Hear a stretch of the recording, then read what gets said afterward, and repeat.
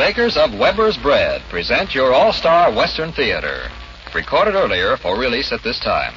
Drifting along, singing a song under a western moon. From Hollywood comes your all-star Western Theater, starring America's great Western singers, Foy Willing and the Riders of the Purple Sage, bringing you the music, the stories, and the spirit of the great open spaces. And now, the Riders of the Purple Sage. Cimarron, roll on to my lonely song. Carry me away from the skies of praise. Oh, I'm feeling blue. I roll on with you to the ocean blue. Cimarron, roll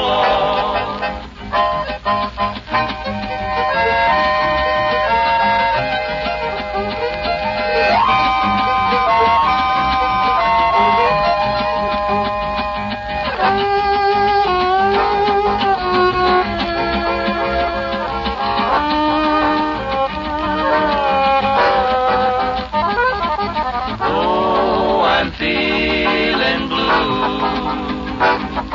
I roll on with you to the ocean blue. Cimarron, roll on. Hello, friends. The next number is sung in honor of our own Johnny Paul. It's Missouri Waltz. Johnny Paul in honor of Johnny Paul. Quiet, Al. Missouri Waltz in honor of Johnny Paul? Al, please. But I'm the guy from Missouri. I was born in Missouri. I know, Al, but Johnny can waltz.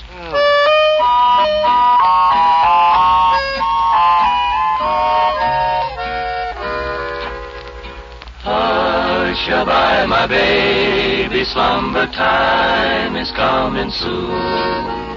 Rest your head upon my breast while Mammy hums a tune.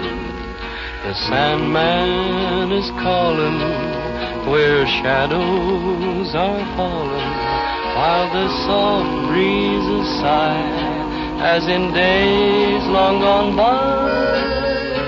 Way down in Missouri where I heard this melody, when I was a little one upon my mammy's knee. The old folks were humming, their banjos were strumming, so sweet and low.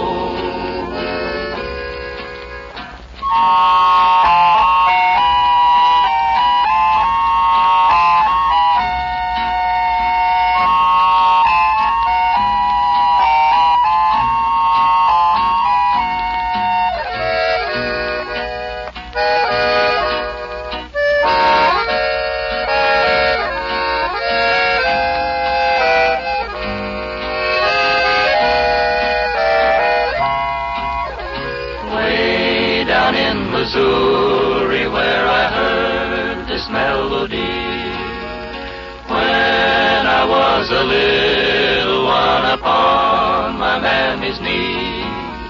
The old folks were humming, their banjos were strumming, so sweet and low.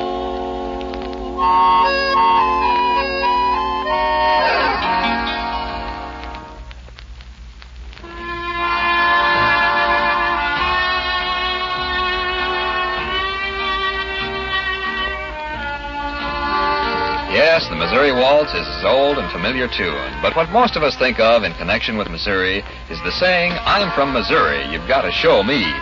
Maybe that's why so many ex-Missourians, and a lot of other folks too, really go for Weber's Bread.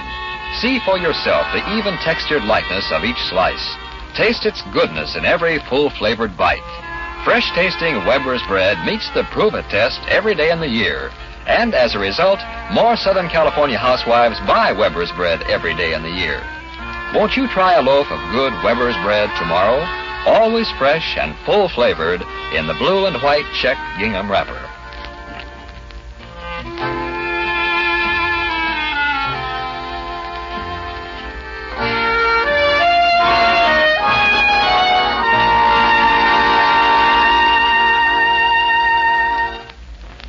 Again, the Riders of the Purple Sage. This time with one of the first and one of the greatest jazz songs of the West, Ragtime Cowboy Joe. He always sings reggae music to the cattle as he swings, back and forward in the saddle on a horse that is syncopated, gated, and it's such a funny meter to the roar of his repeater how they run. When you hear the fellas gun, because the Western folks all know he's a highfalutin, rootin' tootin' son of a gun from Arizona, Ragtime Cowboy Joe. Out in Arizona where the bad men are, the only thing to guide you is an evening star. Roughest, toughest man before is Ragtime Cowboy Joe. Got his name from singing to the cows and sheep. Every night they say he sings a herd to sleep in a bass so rich and deep, crooning soft and low. He always sings reggae music to the cattle as he swings, back and forward in the saddle on a horse that is syncopated, gated, and is such a funny meter to the roar of his repeater how they run. When you hear the fellas gun, because the Western folks all know he's a highfalutin, rootin' tootin' son of a gun from Arizona, Ragtime Cowboy Joe.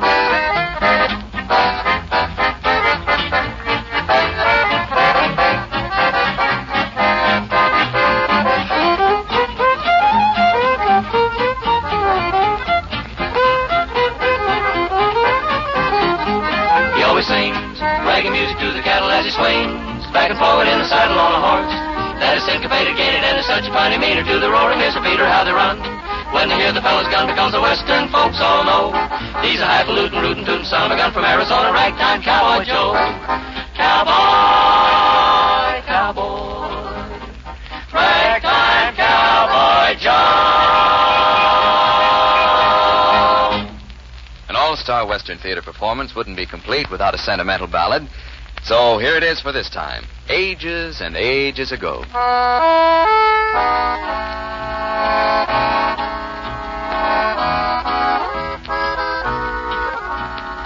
I remember when I made you cry, ages and ages ago.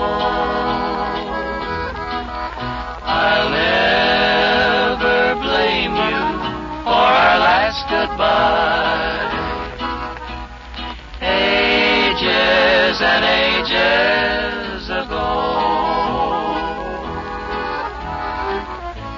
Something told me when you walked away that time would make me miss you so. And though it happened only yesterday, it seemed like ages and ages ago.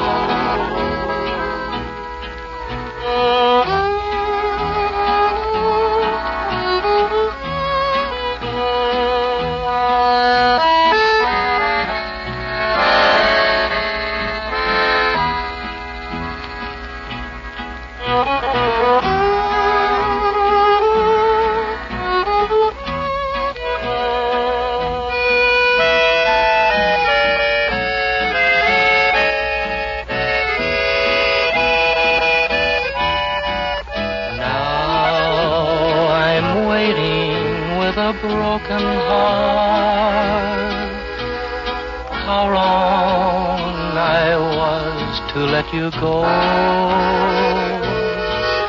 and lived a lifetime since we've been apart.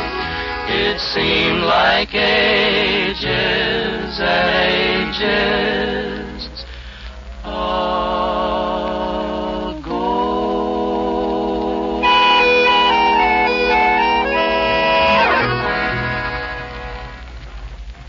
Well, it's time now for Foy Willing and the Riders of the Purple Sage to tell us another of their adventures in the West. This week, they've called their story The Gold Spurs. In all of Chinook County, there's not one town that has a population of over 700. With so few people and so much quietness, you'd think a sheriff had nothing to do but amble peaceably about in the sun. Ordinarily, that's true. But when Hotshot Blake and his gang invaded Chinook, Sheriff Rice had a lot to do, and he did it well. Shot up the gang, captured its leaders, drove the remnants across the line. The people of the county, wanting to show their appreciation, decided to give Sheriff Rice a present. They commissioned the riders of the Purple Sage to buy a silver-mounted saddle and bridle, and the riders set out to get the best that was to be had.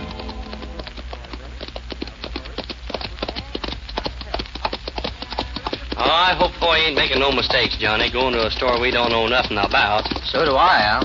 After all, a man gets a silver-mounted outfit only once in a lifetime. Especially as a present. He ought to have the best. Wait a minute, you two. We haven't bought anything yet. Yeah, but why go clear to Squawman County for it? Well, we're going to Squawman because there aren't any stores in Chinook that sell the kind of stuff we want. I still don't like it. All I want is to see what this one place has got. The young fella that opened it is supposed to have the best riding equipment there is. Nobody's going to get hurt by just asking to see it. Now, come on, cut the gab and let's ride.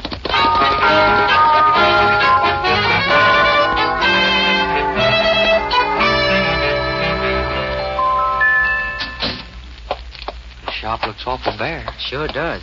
Especially for a place that's supposed to have the best stuff there is. Well, howdy. Howdy. We're looking for the owner of the shop. I'm the owner, Ned Chapman. Well, I'm Foy Willing. This is Al Sloey and Johnny Paul. Hi, Glad to know you. We've been appointed to buy a silver-mounted saddle and a bridle for Sheriff Rice of Chinook. Well, I'm sorry, but I'm afraid I won't be able to do anything for you. You see, we were right, Johnny. You sure were. I appreciate you coming. It's just that I haven't a thing to show you. The shop was robbed last night. I got cleaned out. Robbed, huh? Yeah, even the Spurs. What Spurs? Oh, I thought everybody knew about them. The gold ones Mr. Beaumont is to award the all-around champ at the rodeo. He asked me to design them. Got any idea at all who took the stuff? If I had, I wouldn't be here. I'd be out gunning for him. You see, getting that contract order for the Spurs meant I could fulfill a contract I made. An important contract. Now I can't fulfill it. Well, maybe the man you made the contract with doesn't want you to fulfill it. Oh, yes. The contract's with Mr. Beaumont. He's trying to help me. He ordered the Spurs, even paid for them in advance. Now I gotta find some way of giving him his money back. The robbery was done by somebody else. Probably members of the Blake gang that got away from Sheriff Rice. Well, if you get any clues, let us know. We'd like to help. Sorry we can't do business on that outfit for the sheriff.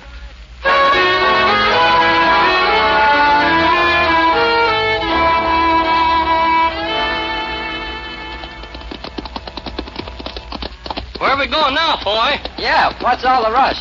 Up ahead is boarding house. Boarding house? What for? They only got hash, not saddles. They also got a gal stopping there that I'd like to see. Let's tie the horses here. Well, Johnny, what if you or I wanted to stop and see a gal when folks are waiting for us to get a present for the sheriff? What would happen to us, huh? We'd meet with a bad accident. Yeah. Gal's there on the porch. Come on with me.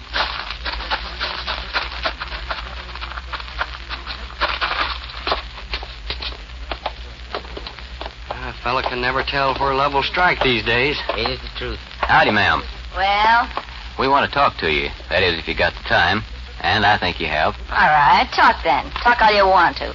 You haven't got nothing on me. If you had, you wouldn't have let me get away. This don't sound exactly like love, Johnny. You're Kitty Meade, aren't you? And you had a boyfriend named Hotshot Blake. Oh, the gal the sheriff's been looking for. Sheriff Rice would like to ask you a few questions, Kitty. He thinks the answers you could give would add about 30 years to your boyfriend's sentence. Sheriff Rice can't touch me. I'm across the line. I'm not in Chinook County. Sheriff Rice can ask the sheriff of this county to pick you up if he finds out you're here.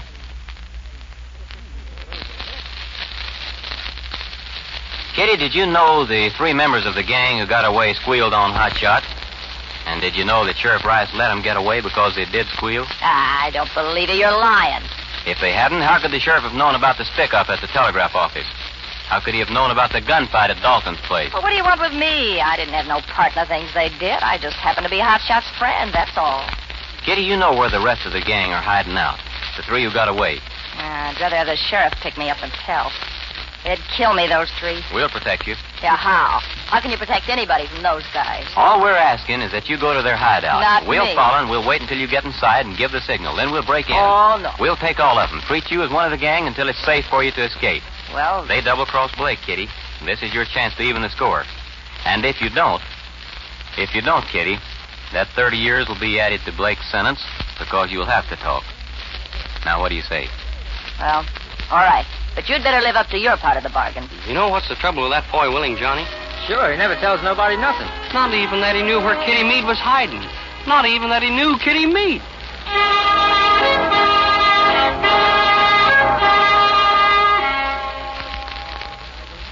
Keep a sharp watch. We don't want to miss Kitty's signal. Is what you told Kitty true, boy? Does the sheriff want to question her? He sure does. How about the squealing? Did these other guys squeal on Hot Shot? Watch for her signal. You changed the subject, Johnny. The answer is no. Wait a minute. Hey, she's signaling. She crossed in front of the window. I think they're watching. I think she's afraid to give the signal. When he comes, we'll go in shooting, and don't forget that. Shoot into the air. Treat Kitty just as if she was one of the gang. What are we going to do after we get him? Look around and see if any of the loot from Ned's store is... The signal. Come on, let's go in shooting. All right, reach for it. Reach for the ceiling, all of you. We'll get you for this, Willin. You won't live to turn us over to the sheriff. Al, the girl, she's trying to get away. Take care of her. Stop! Let go of my hair! Where you are, then? You came to the city. Pull my hair. Will you drag me around by the hair? Johnny, I'll take care of the men. You looking back and see if you can find any of the loot from last night's robbery. It's here, boy. I found it already. How about the Spurs? You won't find the Spurs. They ain't here. Well, where are they? You may as well tell. The more you tell, the easier it'll be for you. We were paid to do this robbery. We got half the money in advance and half when we deliver the Spurs. The rest of the loot is ours, too. Who paid you? I don't squeal. I never squeal on anybody. I'm not squealing now. All right, Al, Johnny. We'll take these people to the sheriff's office. All of them.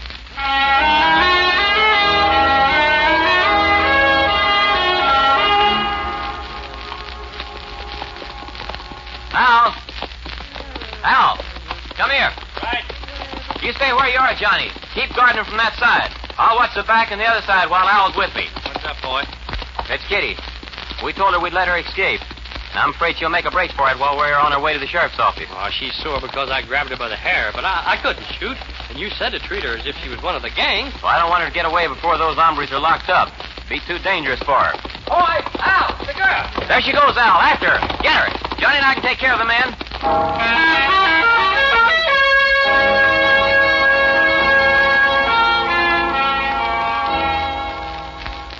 Get this rope off of me. What do you think I am? Some kind of a range animal? Get this thing off of me. Easy. You said you'd give me a chance to escape. This isn't the time to I do... might have known you'd be lying. You're just lying. We'll keep our word, but this ain't... Oh, you pull my hair and now you laugh for me. wait a Well, I know the reason. You think I'll tell you who's got the Spurs, but I won't. I'll never tell you that. Oh, you know who got the Spurs, huh? Well, Kitty, now you are coming along.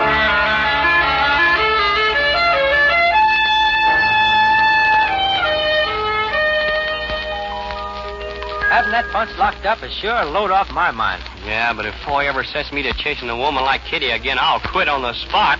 Bad, huh? Oh, I'd rather rope a wildcat with a clothesline. All right, boys. Everything's taken care of. I hope you didn't make any arrangements to have the gal turn loose. I sure did. We gave our word. Boy, she'll tear me to ribbons. No, she won't. Not when she finds out why we didn't let her escape before. If she'd gotten away while those hombres were loose, they'd have suspected that she tipped us off. They'd have risked anything to get her. She may understand that, but she'd still be sore about getting her hair pulled. Yeah, also about being roped. That didn't set any too well with her either. Look out, there she is. Back here in the shadows, the doorway. Said it, that gal would plug me right here beside the jail. Come on, we'll follow her. Oh, boy, we ain't gonna meddle with her anymore, are we? From what you said about her, Al, I wouldn't be surprised if she led us straight to the man who's got the Spurs.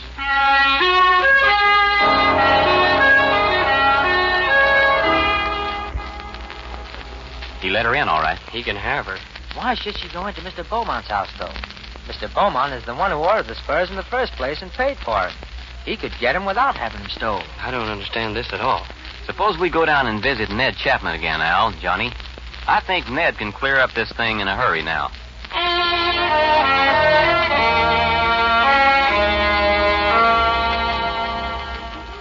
I can't tell you how much getting my stuff back means. At least I won't have to give up my shop now. What about Mr. Beaumont, Ned? Well, as I told you, he ordered the Spurs and paid for them. As long as he did, I'm obliged to deliver them. I'll give his money back. You said something about having a contract with him, though. Well, yeah. It's sort of a funny contract. He owns 3 of the biggest ranches in the state. You probably know that. Yeah. Well, he's also got a daughter. Polly, her name is. Well, Polly and me fell in love. The real thing. Mr. Beaumont didn't believe I'd make him a very good son-in-law. I'm not rich enough. Well, at first he forbid us to see each other, and then when that didn't do any good, he had us both come to his office. He said he'd agree to our marriage, providing I had $2,000 in the bank and my shop all paid for by the end of 6 months. The 6 months ends today. Thanks. Ned, I think you've told us exactly what we wanted to know. Oh, he's kind of changed his mind about me lately, though. He ordered the Spurs from me. That'd have helped a lot if they hadn't been stolen. But they were stolen, Ned. Come on now, Johnny.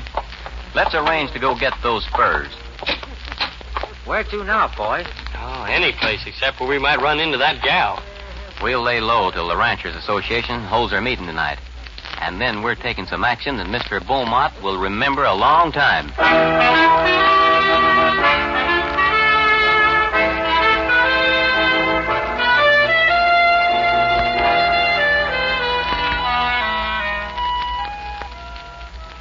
Keep the horses ready, Al. Right. As soon as Johnny switches off the lights, I'll go in through the window and crash the meeting. Through the window? Yeah, it's safer that way. There go the lights. They're out. Now wait here. I may have to get away in a hurry. Who turned on those lights? Hold it, everybody. Stop the talk. This is not a stick-up, but nobody in the room's to move. Nobody's to say a word. My men have surrounded the building. What's the meaning of this? There's to be no talk, I said. One man here is a thief. He arranged to have a pair of golden Spurs stolen from his shop in town. Not because he wanted the Spurs, but because he was out to ruin a boy who owns the shop. Ruin him financially and otherwise. Now, I have the name of that man. I'll make his name known to everyone at this meeting unless he does exactly as I say. I have a plate here in my hand. I'll set it on the speaker's table, and the man will come forward in the dark and put his ring on the plate. Unless he does, I'll tell his name to his associate. All right? I'm waiting. The man hasn't come. Therefore, I'm going to tell his name. It's... Wait. Good. Your name will be kept a secret now, as long as you keep the agreement you made in regard to your daughter's wedding. Now, that's all. You may continue your meeting, gentlemen. The lights will be turned on as soon as I leave.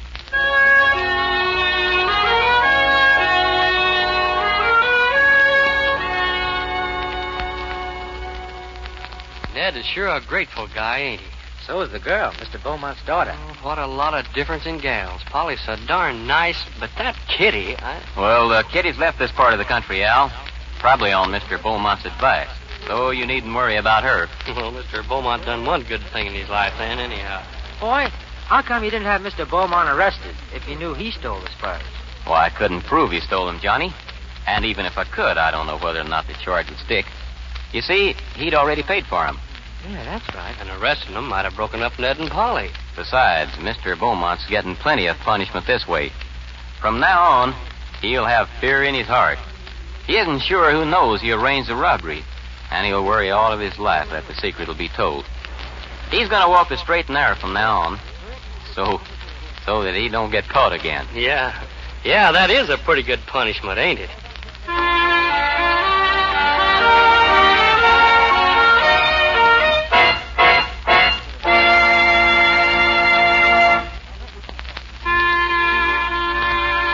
Mr. Beaumont was wrong in a lot of ways, but his choice of golden spurs as a gift for the rodeo champ was perfect. Jingling spurs were a cowboy's hallmark. On horseback, spurs were a practical necessity. On foot, they were a social requirement.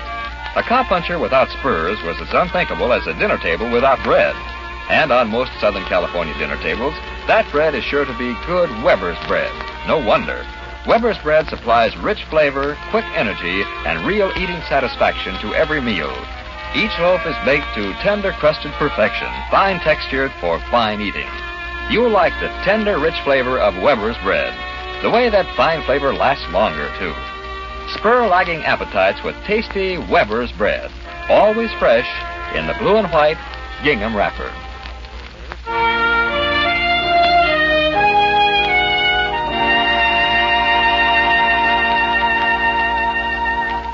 Each week, we choose one number for this special place on our program. And the songs elected are those we believe carry on the real spirit and tradition of the West.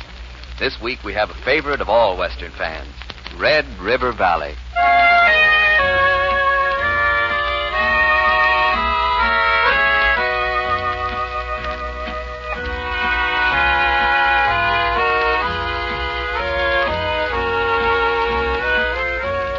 From this valley, they say,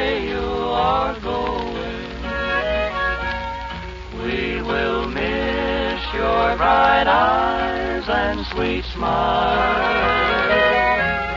For they say you are taking the sunshine that has brightened our pathway a while. Come and sit by my side if you love me. Do not hasten to bid me adieu, but remember the Red River Valley and the cowboy that loved you so true. I have waited a long time, my darling, for those words that you never would say. But alas, all my fond hopes have vanished, for they say you are going away. Come and sit by my side if you love me. Do not hasten to bid me adieu, but remember the Red River Valley and the cowboy that loved you so true.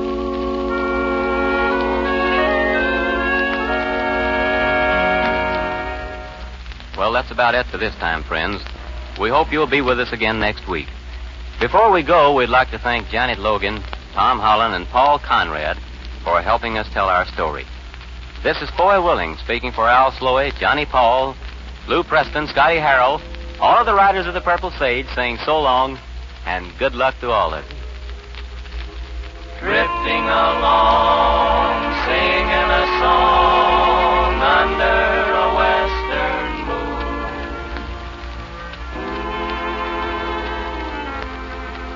From Hollywood, you've heard your all-star Western Theater, a V.M. Bear production starring America's great Western singers, Foy Willing and the Riders of the Purple Sage.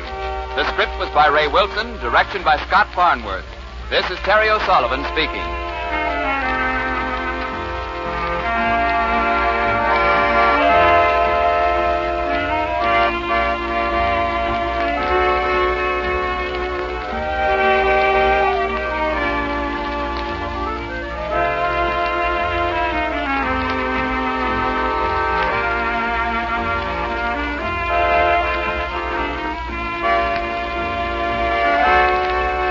The All-Star Western Theater was recorded earlier and came to you from Columbia Square.